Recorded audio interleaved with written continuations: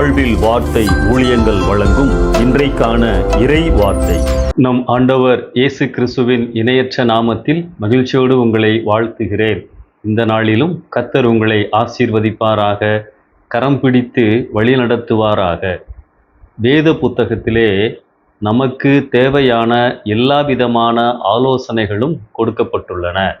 எப்படி ஆண்டவரை பின்பற்றுவது, எப்படி அவருக்கு பிரியமாக நடந்து கொள்வது, எப்படி ஜெபிப்பது, எப்படி ஆராதிப்பது, எப்படி மற்றவர்களோடு பழகுவது, இக்கட்டான நேரங்களில் எப்படி ஆண்டவரை நோக்கி ஜெபிப்பது, இப்படி பல காரியங்கள் வேதத்திலே தெளிவாக பரிசுத்த ஆவியானவரால் நமக்கு அருளப்பட்டிருக்கின்றது. இன்றைக்கு ஆராதனை வேளையில் நாம் எப்படி நடந்து கொள்ள வேண்டும் என்பதை குறித்தும் வேதம் என்ன சொல்லுகிறது என்பதை ஒரு அதிகாரத்திலே இருந்து உங்களுக்கு காண்பிக்க விரும்புகின்றேன். ஒவ்வொரு ஞாயிற்றுக்கிழமையும் நாம் தவறாமல் ஆராதனைகளில் கலந்து கொள்ளுகின்றோம். பல விசேஷித்த ஆராதனைகளிலும் காலையிலோ மாலையிலோ நாம் கலந்து கொள்ளுகின்றோம். எப்படி எந்த உணர்வோடு நாம் ஆராதனைகளில் பங்கு பெற வேண்டும் என்பதையும் நாம் வேதத்திலே இருந்து அறிந்து கொள்ள முடியும். நெகேமியா புத்தகத்தின் 8ஆம் அதிகாரத்தை பாருங்கள். அதை வாசித்த பொழுது அந்த சபையாரின் ஆவிக்குரிய நடவடிக்கைகள் என்னை ஆச்சரியப்பட வைத்தது. இந்த பகுதியில் எப்படி அவர்கள் ஆராதித்தார்கள் என்பதை குறித்து 9 விதமான ஆவிக்குரிய நடவடிக்கைகளை நான் கண்டுகொள்ள முடிந்தது. முதலாவது, கர்த்தரின் வார்த்தைகள் அடங்கிய நியாயப்பிரமாண புஸ்தகத்தை கொண்டு வரச் சொன்னார்கள். இரண்டாவது, அந்த நியாயப்பிரமாண புஸ்தகம் கர்த்தருடைய வார்த்தை திறக்கப்பட்ட பொழுது ஜனங்கள் பயபக்தியோடு எழுந்து நின்றார்கள். மூன்றாவது, வார்த்தைகளுக்கு கவனமாய் செவி கொடுத்தார்கள். நான்காவது, கைகளை குவித்து ஆமேன் ஆமேன் என்று சொல்லி குனிந்து முகம் குப்புற விழுந்து கர்த்தரை பணிந்து கொண்டார்கள்.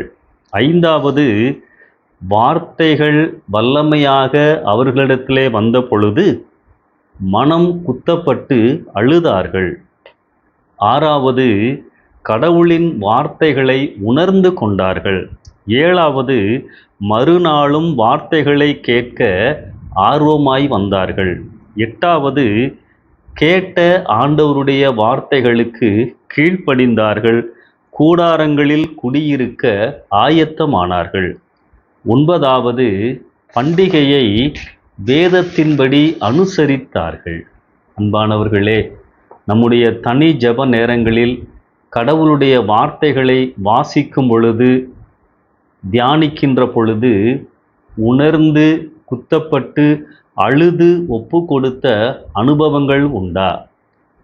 அன்றைக்கு ஆவியானவர் உணர்த்துகின்ற காரியங்களுக்கு நாம் மனதார கீழ்ப்படுகிறோமா?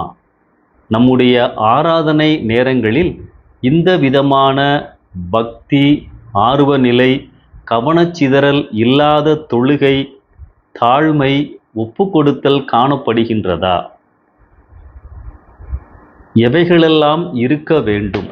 ஆராதனைக்கு நேரத்திற்கு செல்லுவது, வேதாகமத்தோடு செல்லுவது, ஜெபத்தோடு அமர்ந்திருப்பது, வார்த்தைகளை ஆர்வமாய் கேட்டு ஆவியானவர் உணர்த்துகின்ற காரியங்களுக்கு கீழ்ப்படிவது, ஆராதனை நேரத்தில் நம்முடைய அர்ப்பணிப்பை புதுப்பித்து நன்றியோடு காணிக்கை படைப்பது, இவைகள்தான் நாம் ஆராதனை வேளைகளில் ஒழுங்காக கடைபிடிக்க வேண்டிய காரியங்கள். எவைகளையெல்லாம் தவிர்க்க வேண்டும்? தாமதமாக செல்லுவது, ஆலயத்திலே அமர்ந்திருக்கின்ற பொழுது மொபைல் ஃபோனில் அழைப்பு வந்தவுடன் வேகமாக வெளியே பேசுவதற்கு ஓடுவது, அமர்ந்தபடியே மொபைல் ஃபோனை பார்த்து கொண்டிருப்பது, கையிலே வேத புத்தகம் இல்லாமல் கையை வீசிக்கொண்டு ஆலயத்துக்கு வருவது, இவைகளெல்லாம் கண்டிப்பாய் தவிர்க்கப்பட வேண்டியவைகள். பிரியமானவர்களே, வேதம்தான் நம்முடைய ஆவிக்குரிய எல்லா நடவடிக்கைகளுக்கும் வழிகாட்டி. இவைகளை அறிந்து அதன்படி ஆண்டவரோடு தொடர்பு கொள்வதற்காகத்தான் வேத புத்தகம் நம் கரங்களில் கொடுக்கப்பட்டுள்ளது. தெளிந்துணர்வோம். இனி நம்முடைய ஆராதனை வேளைகளில் இப்படிப்பட்ட கவனத்தோடு, இப்படிப்பட்ட சிந்தையோடு, இப்படிப்பட்ட அர்ப்பணிப்பின் ஆயத்தத்தோடு நாம் கலந்து கொள்ளுவோம். ஆவியானவர் நம்மேல் ஊற்றப்படுவார்.